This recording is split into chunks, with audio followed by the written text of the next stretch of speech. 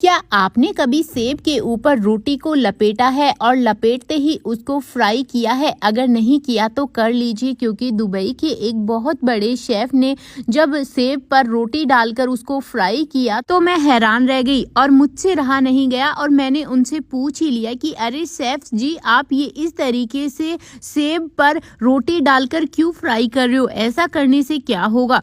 तो शेफ ने बताया कि ये जो रेसिपी मैं बनाता हूँ ये बहुत ही ज़्यादा पॉपुलर है। तो मैंने उनसे पूछा कि ऐसी भी क्या खास बात है, तो उन्होंने बताया कि एक बार अगर हम इस तरीके से इस रेसिपी को फ्राई करेंगे तो ये रेसिपी बहुत ही यूनिक तरीके से बनकर तैयार होगी। शायद ही किसी ने रोटी के अंदर सेब को डाला होगा और फिर उसको फ्राई किया होगा। बहुत ही मज़ेदार रेसिपी है। आप भी एक बार इसे ट्राई कर लोगे तो आप भी बार बार इसे बनाना पसंद करोगे।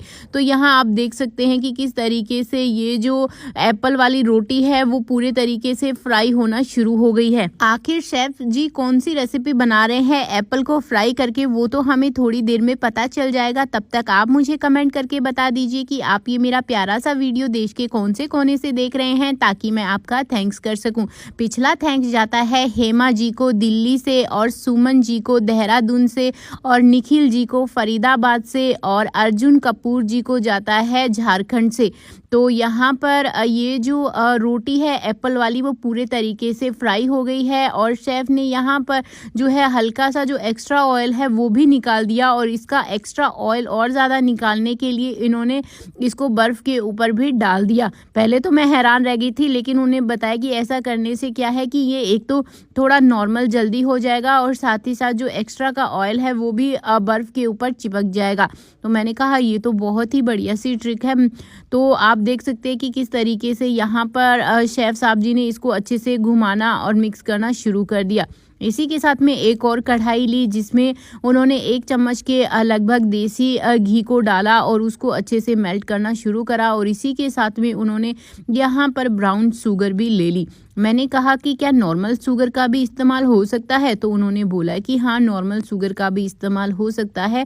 जैसी शुगर घर पर अवेलेबल है हम उसी तरीके की शुगर का यहाँ या यूँ कहें कि चीनी का इस्तेमाल कर सकते हैं। इसी के साथ में चीनी को घी में भुनना शुरू कर दिया, और जैसे ही ये चीनी मेल्ट होना शुरू हुई, जैसे ही घी और चीनी भुनना शुरू हुए, वैसे ही इसकी जो खुशबू है वो बहुत ही ज़्यादा अच्छी आने लगी। और इसी के साथ में शेफ़ साहब जी ने यहाँ पर जो है थोड़े से दूध का इस्तेमाल किया। मैंने कहा दूध क्यों डाल दिया आपने? तो उन्होंने बोला कि इस रेसिपी में दूध का इस्तेमाल बहुत ही ज़रूरी है, और ये जो दूध है वो बहुत ही अच्छा जाएगा इस रेसिपी में।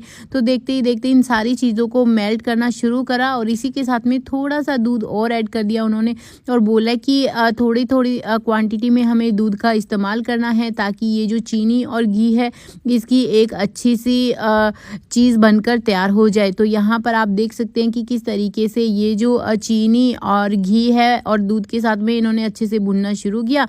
इसी के साथ में यहाँ पर नारियल का बुरादा भी डाल दिया, और उसको भी अच्छे से मिक्स कर लिया, ताकि जो नारियल का बुरादा है वो अच्छे से मिक्स हो जाए। और इसी के साथ में यहाँ पर उन्होंने डाल दिया मिल्क पाउडर। उन्होंने बताया कि मिल्क पाउडर बहुत ही अच्छा रहेगा इस रेसिपी के लिए, तो मिल्क पाउडर ज़रूर डालें। अगर किसी के पास में मिल्क पाउडर नहीं है तो वो यहाँ पर मलाई का भी इस्तेमाल कर सकते हैं, मलाई भी बहुत ही अच्छी लगेगी। तो यहाँ शेफ़ साहब जी ने इसको अच्छे से ये जो मिल्क पाउडर है उसको मिक्स करना शुरू कर दिया। तो दोस्तों यहाँ पर शेफ़ साहब जी ने इसको अच्छे से घुमाना शुरू कर दिया, और इसमें जो लम्स थे उनको भी धीरे धीरे करके ख़त्म करना शुरू करा। तब तक आप भी मुझे बता दीजिए कि क्या आपने कभी इस तरीके से एप्पल को रोटी में डालकर फ्राई करा है? क्या आपने भी कभी इस तरीके की रेसिपी अपने घर पर बनाई है? अगर हाँ तो मुझे ज़रूर बताना, क्योंकि ये जो रेसिपी है वो बहुत ही स्पेशल है, और शेफ़ साहब जी तो कह रहे हैं कि इस तरीके की रेसिपी कभी किसी ने बनाई नहीं होगी। तो मुझे तो बहुत ही ज़्यादा यूनिक कंसेप्ट लग रहा है, बहुत ही ज़्यादा यूनिक रेसिपी लग रही है, और खाने में इतनी ज़्यादा मज़ेदार होगी ये तो मैंने कभी सोचा ही नहीं था, क्योंकि मैंने जब इसका एंड रिजल्ट देखा तो बहुत ही ज़्यादा यूनिक था। इसी के साथ में उन्होंने इस रोटी को बर्फ से निकाल लिया और क्योंकि ये थोड़ी नॉर्मल हो चुकी थी, और रोटी में से एप्पल को भी निकालना शुरू कर दिया। अगर आपका एप्पल जो है वो साफ सुथरा है तो आप इसको छील लीजिए, इसका छिलका मतलब इस तरीके से काट लीजिए, नहीं तो आप इसका छिलका हटाकर भी इसको फ्राई कर सकते हैं। यहाँ ये जो एप्पल है वो बहुत ही ज़्यादा साफ सुथरा था, मैंने पहले से ही इसको वॉश करके रखा हुआ था, तो आप देख सकते हैं कि मुझे ज़्यादा यहाँ पर मेहनत करने की ज़रूरत नहीं पड़ी और ये जो रेसिपी है वो थोड़ी देर में बहुत ही झटपट तरीके से बनकर तैयार हो जाएगी। अब आप सोच रहे होंगे कि मैं ऐसा ये क्यों बोल रही हूँ, तो क्योंकि मैंने ये जो रेसिपी है वो दुबई में देखी थी और बहुत ही मज़ेदार थी। तो यहाँ पर मिक्सी के जार में मैंने इसको ग्राइंड करना भी शुरू कर दिया है। जब मैंने दुबई में ये रेसिपी देखी थी तो मैंने सोचा कि क्यों ना मैं इसको घर पर बनाकर तैयार करूँ। जब घर पर बनाकर तैयार करी ये रेसिपी तो बहुत ही ज़्यादा मज़ेदार लगी मुझे। तो आप यहाँ देख सकते हैं कि मैंने इसको अच्छे से ग्राइंड करके दूध और चीनी का जो मिश्रण हमने तैयार किया था बस मैंने इसी में ऐड कर दिया और इन सारी चीज़ों को जो है अच्छे से मिक्स करना भी शुरू कर दिया।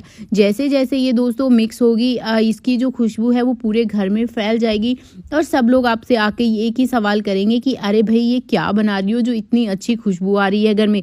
तो आप देख सकते हैं कि इसका जो कलर है वो भी धीरे धीरे करके पूरी तरीके से ब्राउन होना शुरू हो गया है और एक जैसे ही ये पकना शुरू होगा आप देखोगे कि किस तरीके से इसकी जो है एक हल्की हल्की महक सी आने लगेगी और साथ ही साथ ये जो रेसिपी है वो थोड़ा सा ऑयल छोड़ना शुरू कर देगी। जैसे ही ये ऑयल छोड़ना शुरू होगी आपको पता चल जाएगा कि ये जो रेसिपी है वो बनकर तैयार हो गई है। अब आप सोच रहे होंगे कि आखिर इस रेसिपी का नाम क्या है, तो मैं आपको बता दूं कि ये जो है वो एप्पल की ही रेसिपी है और बहुत ही मज़ेदार रेसिपी है। तो यहाँ पर मैंने धीरे धीरे करके इसको अच्छे से पका लिया और अब मैंने इसको एक बर्तन में डाल लिया है। दरअसल ये हमारी बनकर तैयार हो गई है एप्पल की बर्फ़ी, वो भी रोटी के साथ में, जो बहुत ही इंटरेस्टिंग होती है। अब आप इसको अच्छे से सेट कर लीजिए और थोड़ी देर के लिए रख दीजिए ताकि ये बर्फ़ी लायक कटने के लिए तैयार हो सके, अच्छे से सेट हो सके। तब तक आप मुझे कमेंट करके बता दीजिए कि आपको ये रेसिपी कैसी लगी और आप मुझे कमेंट करना ताकि मैं आपको अपने अगले वीडियो में मेंशन कर सकूं कि आप ये वीडियो मेरा कहां से देख रहे हैं।